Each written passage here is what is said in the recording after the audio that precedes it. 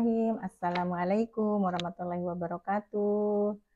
Alhamdulillah hari ini kita bisa ngobrol-ngobrol santai sama Kakak Naja.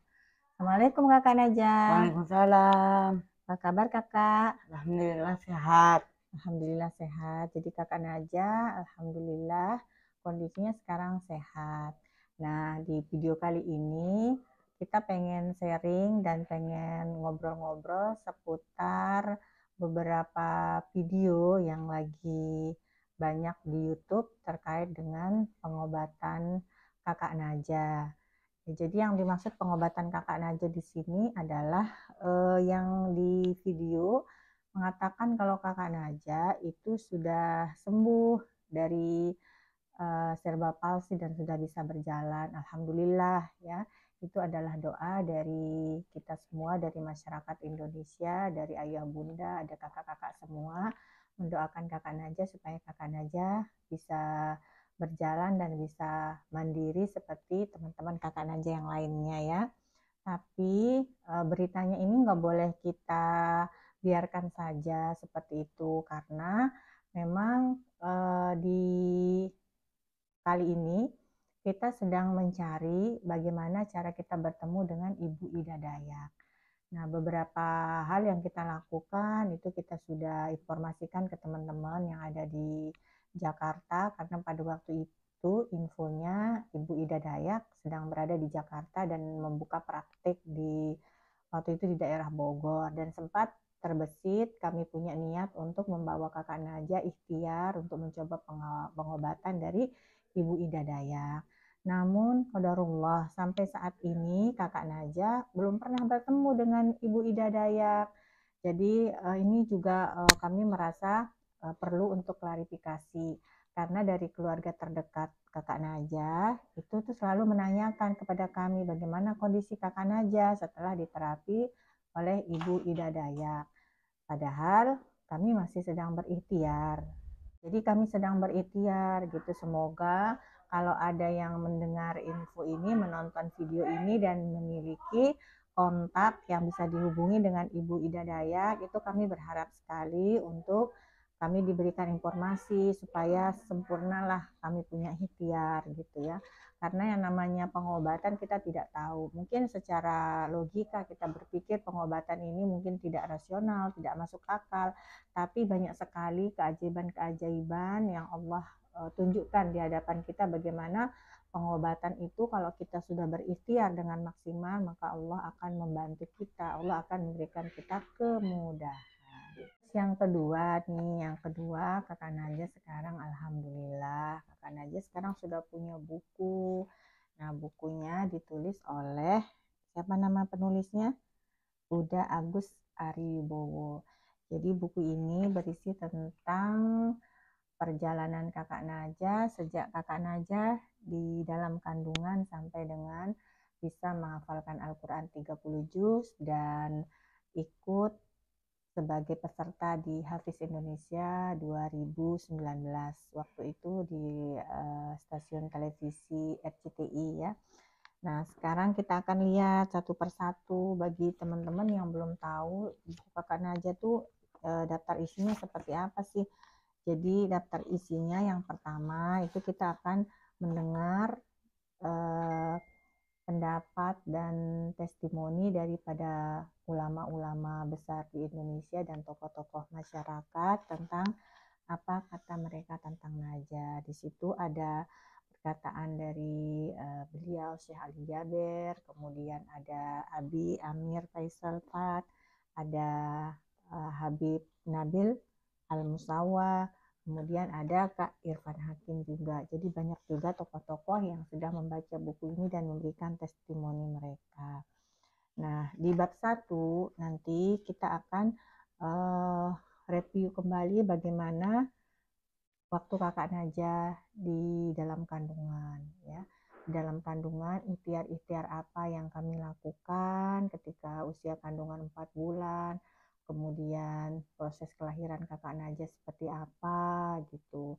Terus bagaimana gejala-gejala atau ciri-ciri tumbuh kembang dari Kakak Naja yang waktu itu memang kami belum tahu akan kita yang namanya cerebral palsy.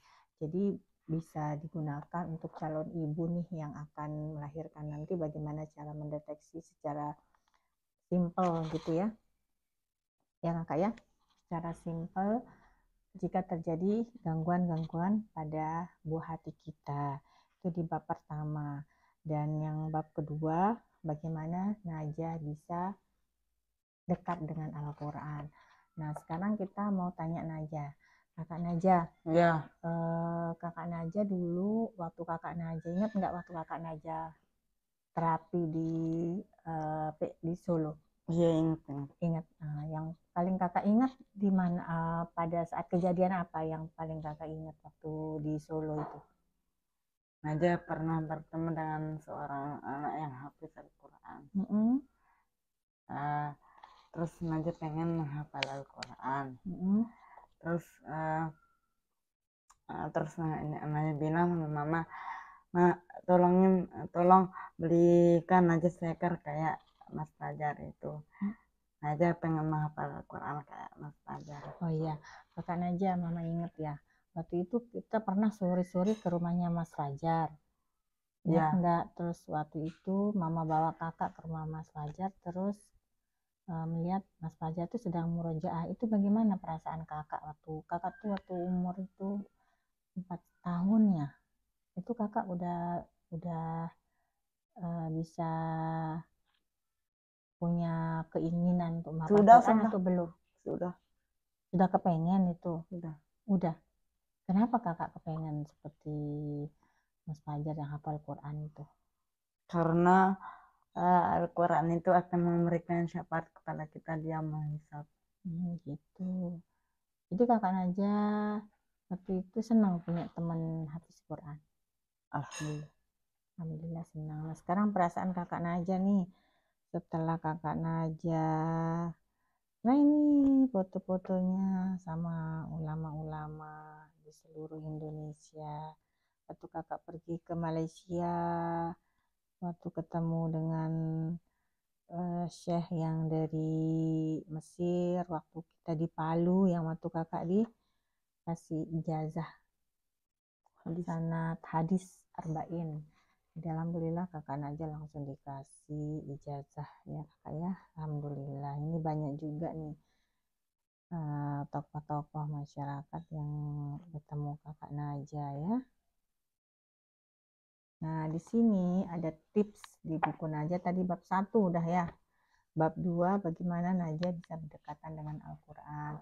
Yang tadi Najah ceritakan itu hanya beberapa poin saja. Itu lebih lengkapnya ada di buku ini.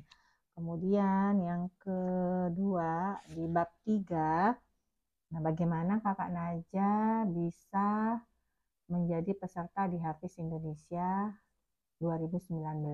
Perjalanannya bagaimana kita mencari informasinya, kemudian persyaratan-persyaratan apa yang dibutuhkan untuk ikut di Hafiz Indonesia 2019. Nah, ini juga ada di buku ini.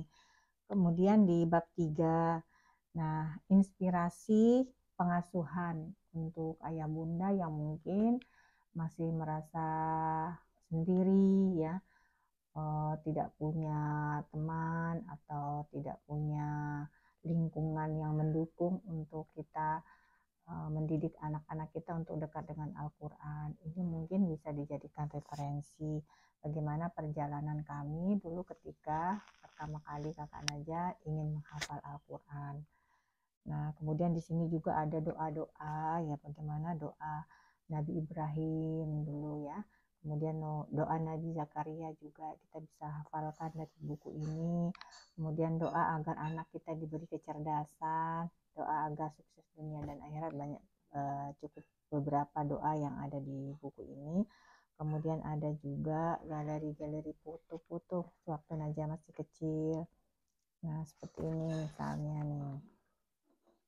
Itu Najah kecilnya seperti ini, gemuk ya kakak ya.